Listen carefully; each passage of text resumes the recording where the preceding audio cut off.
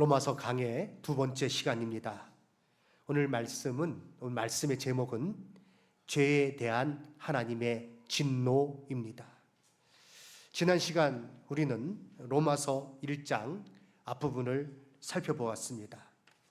복음이란, 이 복된 소식, 굿뉴스란 다른 것이 아니라 하나님께서 선지자들을 통해서 이미 말씀해 주신 예수 그리스도에 관한 것이며 예수님이 복음이다. 그리고 이 복음이 구원을 주시는 하나님의 능력이 된다. 또 복음에는 하나님의 의가 나타나서 믿음으로 믿음에 이르게 함을 우리가 깨달았습니다. 16절, 1장 16절, 17절 우리 함께 읽겠습니다. 내가 복음을 부끄러워하지 아니하노니 이 복음은 모든 믿는 자에게 구원을 주시는 하나님의 능력이 됨이라. 아멘. 17절 복음에는 하나님의 의가 나타나서 믿음으로 믿음에 이르게 하나니 기록된 바 오직 의인은 믿음으로 말미암아 살리라 함과 같으니라. 아멘.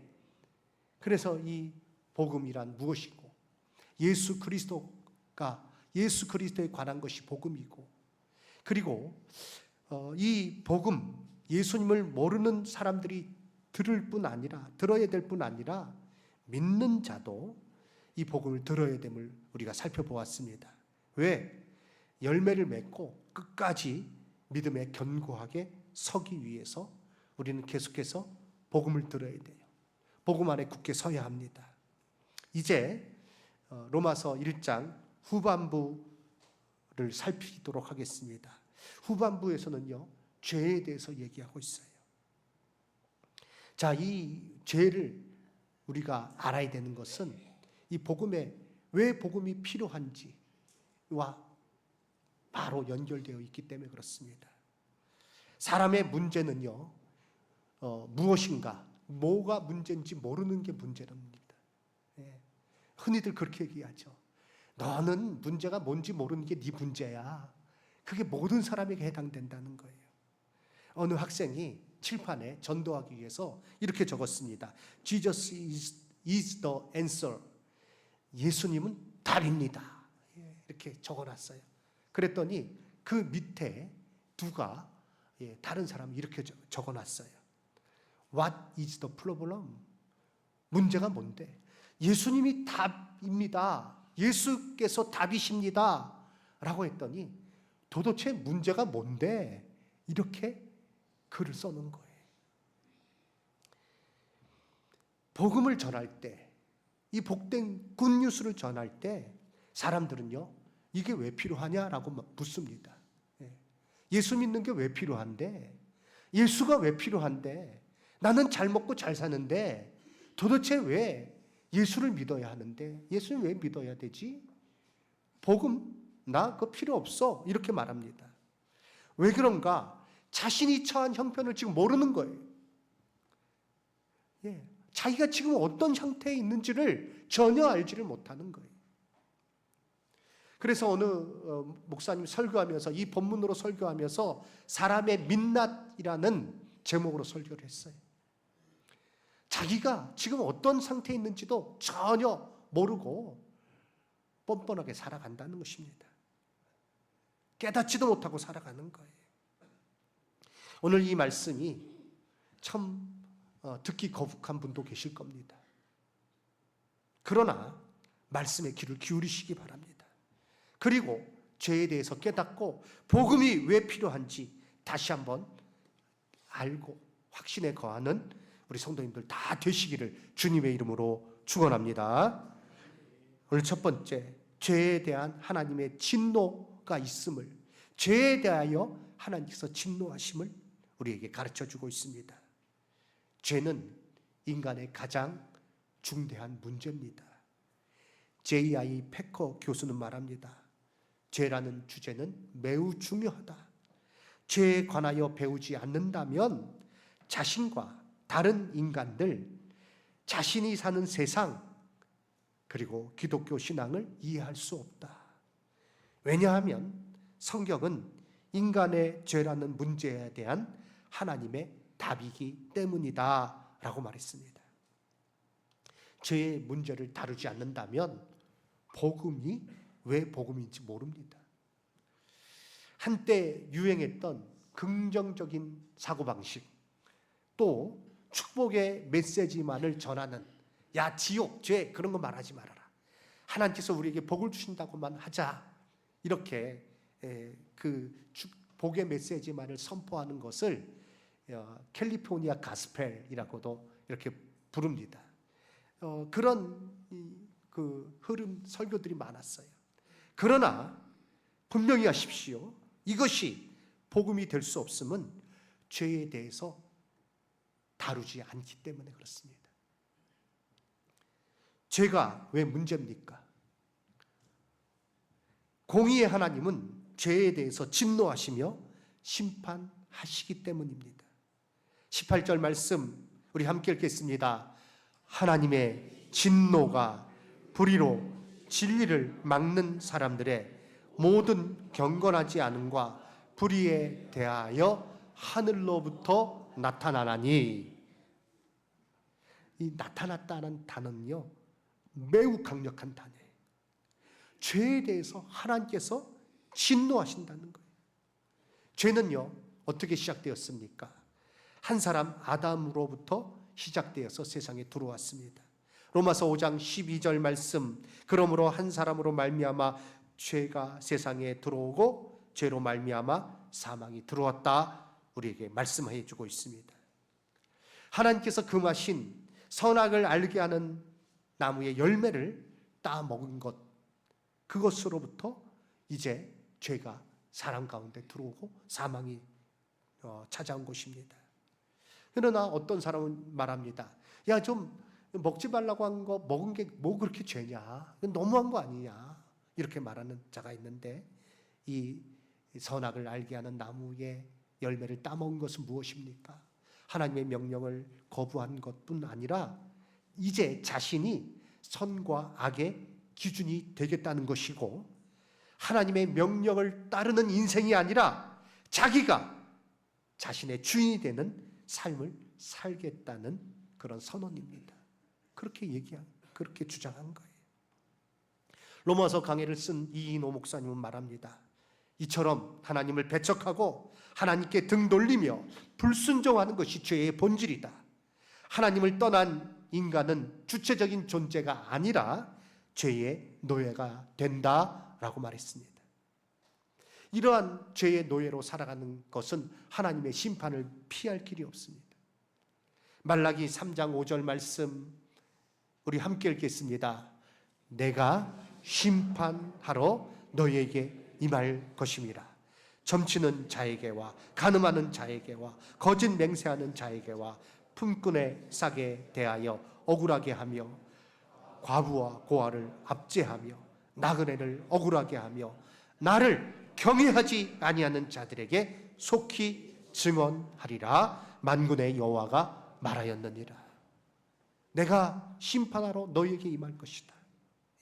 여러 그런 어떤 점치고 간음하고 거짓 맹세하고 고아와 과부를 압제하고 품꾼의 삭에 대해서 억울하게 하고, 그리고 나를 경외하지 않은 자들에게 속히 증언하라. 하나님께서 심판하신다. 죄에 대해서 하나님께서 심판하시는 것 성경은 너무나도 분명하게 말씀해 주고 있습니다.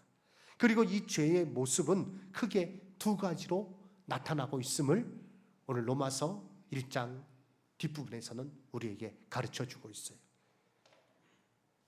먼저 경건하지 않은 죄, 경건하지 않은 모습으로 이 죄가 나타난다는 것입니다. 불경건의 죄입니다. 불의로 진리를 막는, 불의함으로 진리를 막는 사람들의 죄는 먼저 경건하지 않음으로 나타납니다. 그러나 어떤 사람은 말합니다. 하나님이 자기를 알려주지도 않고 죄를 묻느냐? 하나님을 알아야 경외하든지 말든지 할 터인데 하나님을 알려주지도 않고 죄를 묻고 심판하느냐? 이렇게 묻는 사람이 있어요. 그러나 성경은 이것에 대해서 말합니다. 오늘 로마서에서는 말씀하시기를 하나님을 알만한 것이 사람 속에 그 본성에 있으며 또 만물이 그것을 나타내고 있습니다. 나타내고 있다. 하나님께서 그것을 보여주셨다라고 분명히 가르쳐주고 있습니다. 19절 말씀, 이는 하나님을 알만한 것이 그들 속에 보임이라 하나님께서 이를 그들에게 보이셨느니라. 그 본성에 심어 놓으셨다는 거예요. 20절 말씀, 창세로부터 그의 보이지 아니하는 것들 곧 그의 영원하신 능력과 신성이 그가 만드신 만물에 분명히 보여 알려졌다. 그러므로 핑계하지 못한다. 죄로 타락한 사람이요, 이렇게 하나님께서 깨닫게 해주시고 알려주심에도 알지를 못하는 거예요. 깨닫지 못하는 거예요. 이 불경건의 모습은 여러 단계로 나타나는데, 먼저는요, 하나님을 인정하지 않고 하나님께 감사하지 않고 하나님께 영광 돌리지 않는 모습으로 나타납니다. 21절 말씀 함께 읽을까요? 하나님을 알되 하나님을 영화롭게도 아니하며 감사하지도 아니하고 오히려 그 생각이 허망하여지며 미련한 마음이 어두워졌나니 스스로 지혜 있다 하나 어리석게 되었어요. 하나님 부인하는 거예요. 무신론자들 하나님 부인하는 것입니다. 자기들이 굉장히 똑똑하다고 생각해요. 그래서 하나님을 부인해요. 아주 경멸적인 태도로 하나님에 대해서 조롱하고 멸시합니다. 그러나 그 어리석음, 스스로 어리석음을 드러내고 있는 거예요. 그 다음 단계가 무엇인가? 하나님께 영광을 돌리지 않을 뿐 아니라 그 다음 단계로 이 썩어지지 아니하는 하나님의 영광을 썩어질 것으로 바꾸어 버렸습니다. 23절 함께 읽을까요? 썩어지지 아니하는 하나님의 영광을 썩어질 사람, 새, 짐승과 기어다니는 동물 모양의 우상으로 바꾸었느니라. 어느 백화점에 장난꾸러기들이, 아주 이 동네의 이 장난꾸러기들이 밤에 몰래 들어갔어요. 몰래 들어가서 무슨 짓을 벌였느냐? 가격표를 바꿔놨어요. 진짜 막 보석, 그런 거는 어디 1달러짜리 가격표를 딱 붙여놓고 진품, 그리고 현찮은 것, 그냥 싸구려에 몇천 달러짜리 가격표를 붙여놓는 거예요. 다 바꿔놨어요. 그 아침에 문을 여니까 뭐 백화점이 난리가 났어요. 난리가 났어요. 뭐가 뭔지 뭐 직원들도 막 헷갈려가지고 이게 아닌데 왜 이러지? 사람들은요 막 달려들어서 가짜를 또 뭐 사대고, 뭐 어떤 사람은 또 뭐 항의를 하고, 세상의 모습이 그렇다는 것입니다.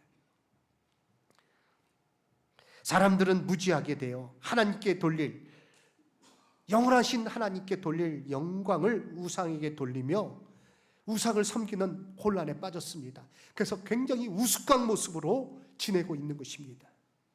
칼빈은 말합니다. 타락한 인간의 본성은 끊임없이 우상을 만들어내는 공장과 같다라고 말했습니다. 타락한 인생, 죄로 인해서 타락한 인생은 하나님 말씀에 순종하는 대신에 자신의 욕망을 만족하게 해줄 우상을 만들어냅니다. 그러기에 우상의 본질은 탐심입니다. 자기 욕심을 채우기 위하여 하나님을 밀어내고 자신이 통제할 수 있고 욕망을 채울 수 있는 우상을 만들어서 그것을 섬기고 또 자기의 욕심을 따라 행하는 것입니다. 이것이 바로 불경건한 세상의 모습입니다. 이로 인하여 하나님의 진노가 임합니다. 골로새서 3장 5절로 6절 말씀 함께 읽겠습니다. 그러므로 땅에 있는 지체를 죽이라. 곧 음란과 부정과 사욕과 악한 정욕과 탐심이니 탐심은 우상 숭배니라. 이것들로 말미암아 무엇이? 하나님의 진노가 임하느니라. 아멘. 자, 다음으로 이 진리로, 불의로 진리를 막는 이 모습은 경건하지 않음에 이어서 불의한 모습으로 드러나는 것입니다. 성경 오늘 로마서에서는 그것을 또한 말씀하고 있습니다. 불의한 이 모습, 로마서 1장 26절 말씀에는요, 동성애를 비롯한 21가지 죄가 열거되고 있어요. 자, 우리 좀 길지만 한 절씩 교독하도록 하겠는데요, 26절부터 31절 말씀까지 교독하겠습니다. 이 때문에 하나님께서 그들을 부끄러운 욕심에 내버려 두셨으니 곧 그들의 여자들도 순리대로 쓸 것을 바꾸어 영리로 쓰며 그와 같이 남자들도 순리대로 여자 쓰기를 버리고 서로 향하여 음욕이 부릴 듯하며 남자가 남자와 더불어 부끄러운 일을 행하여 그들의 그릇 때문에 상당한 보응을 그들 자신이 받았느니라.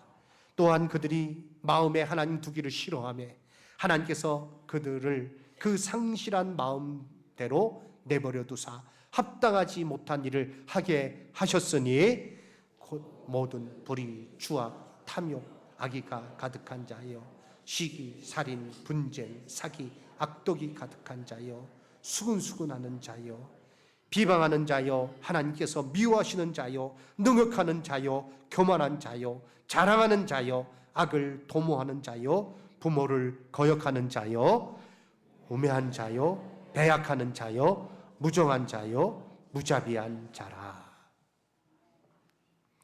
이처럼 불의한 일들, 오늘 성경에서 말씀하고 있는 대로 하나님께서 그들을 부끄러운 욕심에 내버려 두심으로 인한 것입니다.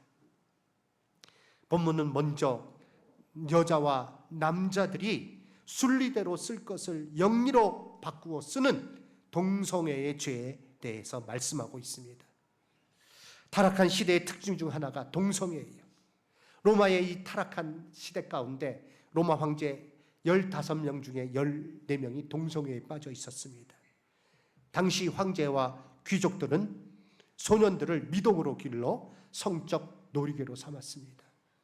지금 미국 같은 데서는요, 아동소아 성애자들이 동성애 운동을 하는 사람들의 전략을 사용하여 그들이 동성 결혼을 합법화했던 것처럼 그런 같은 권리를 주장하기 시작했어요.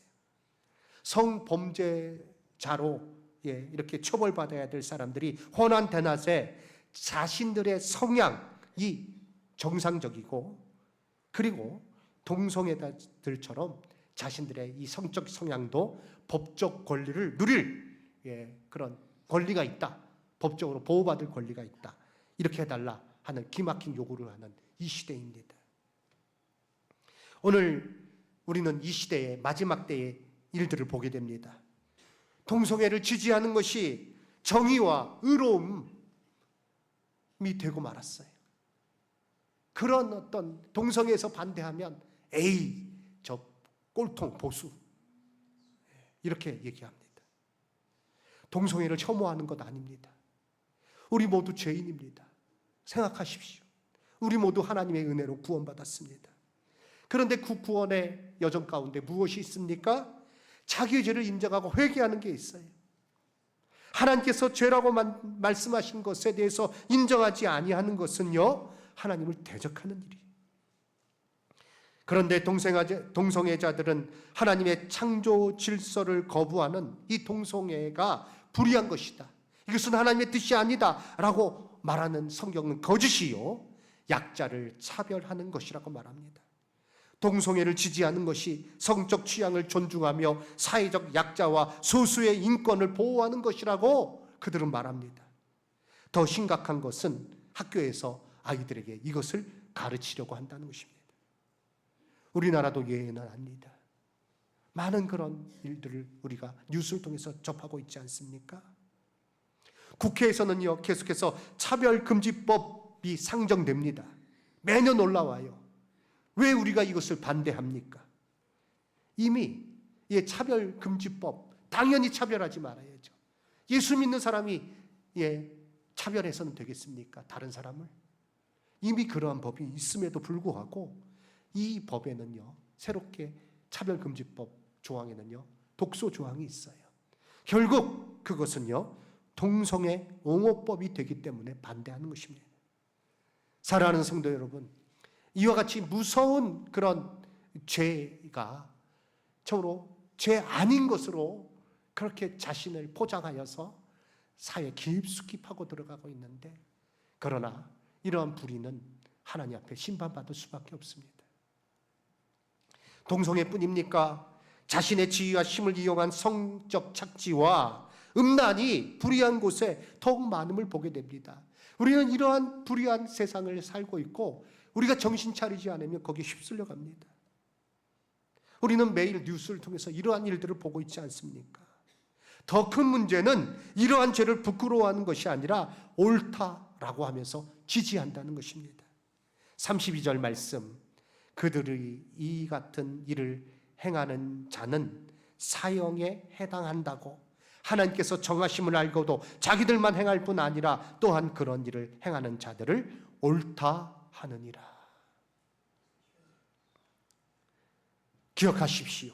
이 모든 죄의 불의로 진리를 막는, 불의한 것으로 진리를 막아버리는 이런 불경건함과 불의는 하나님의 화를, 진노를, 심판을 피할 길이 없습니다. 이사야 5장 20절 우리 함께 읽겠습니다. 악을 선하다 하며 선을 악하다 하며 흑암으로 광명을 삼으며 광명으로 흑암을 삼으며 쓴 것으로 단 것을 삼으며 단 것으로 쓴 것을 삼는 자들은 화 있을진저. 이러한 불의한 모습 가운데 이 죄의 그런 현상들이 점점 심화되고 있습니다. 이제 말씀을 마치겠습니다. 사랑하는 성도 여러분, 죄에 대한 하나님의 진노는 무섭습니다. 그러나 이 타락한 시대의 특징 중에 하나가 무엇인가 하면 무감각한 시대, 죄에 대해서, 하나님의 심판에 대해서 아주 무감각하고 아주 가벼운 것으로 그런 건 난 듣기 싫어 외면해 버린다는 것입니다. 그러나 외면한다고 없어지는 게 아니에요.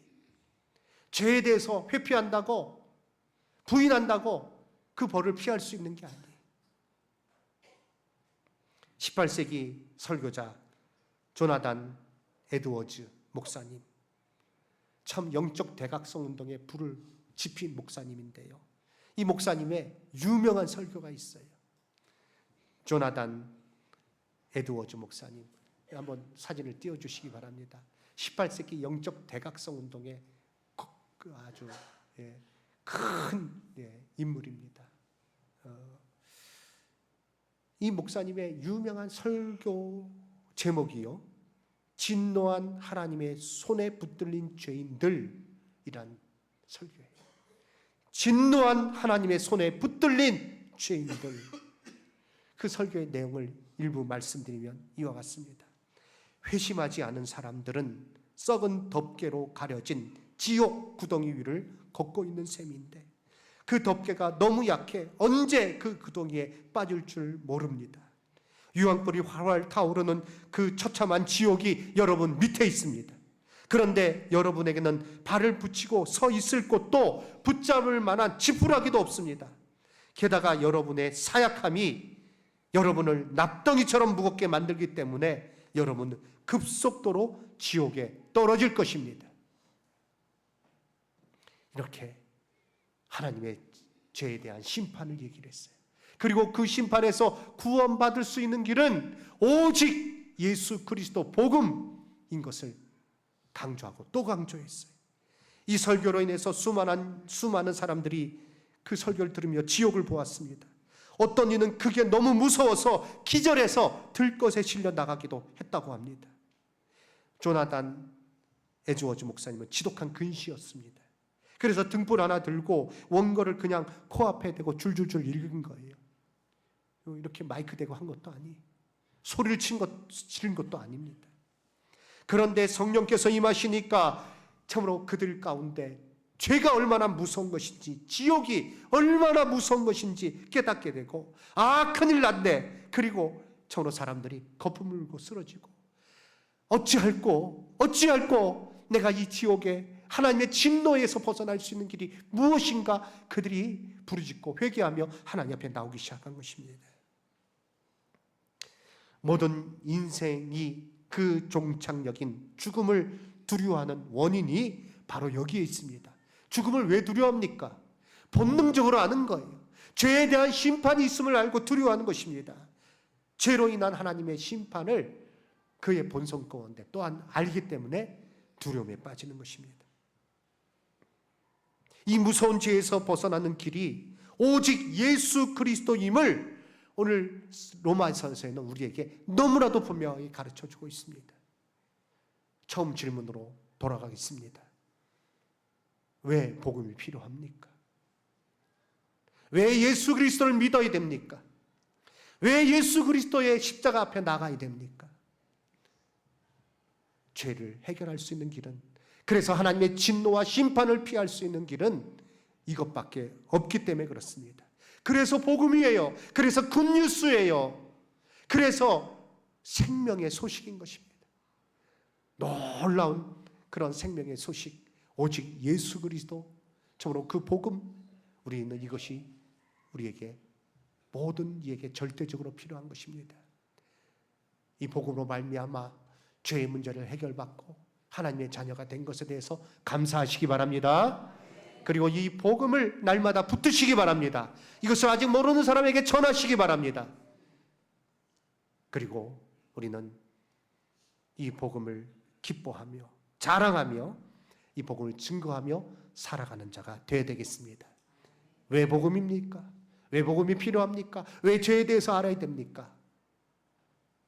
이 죄에 하나님께서 심판하시는 것이고, 이것을 우리가 피할 수 있는 길은 예수 그리스도께 나가서 복음을 듣고 예수 그리스도 앞에 나가서 예수 그리스도를 믿음으로, 예수님께서 나의 죄를 대신해서 십자가에서 모든 것을 다 내어주신 것을 믿는 가운데 우리의 죄는 사함받고 하나님의 의는 우리에게 전가되어서 우리에게 주어져서 우리는 의롭다 하심을 받은 자가 되고 하나님의 자녀로서 영원한 천국의 소망 가운데 살아가게 되는 것입니다. 저는 이것을 알고 우리는 더욱더 확신 가운데 또 복음을 전하기에 힘쓰며 살아가는 삶을 살아야 하겠습니다. 우리 함께 찬송하고 기도하는 시간 갖도록 하겠습니다. 268장 우리 함께 찬송하겠습니다.